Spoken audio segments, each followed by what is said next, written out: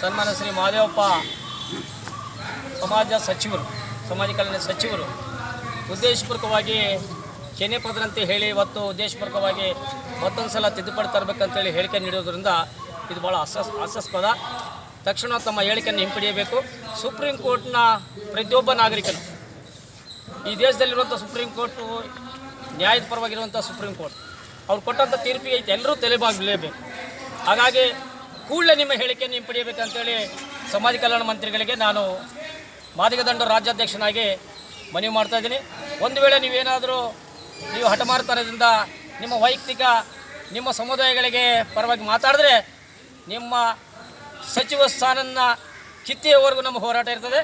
ಇಲ್ಲದೇ ಇದ್ದರೆ ನಾವು ಮಾದಿಗರು ಸುಮ್ಮನೆ ಕೊಡೋದಿಲ್ಲ. SC ST ಹಿಂದುಳಿದ ವರ್ಗ ಸಮುದಾಯಗಳ ಒಗ್ಗಟ್ಟಾಗಿ ಹೋರಾಟವನ್ನು ತೀವ್ರಗೊಳಿಸುವ ನಿಮ್ಮ ವಿರುದ್ಧ. ಓಕೆ.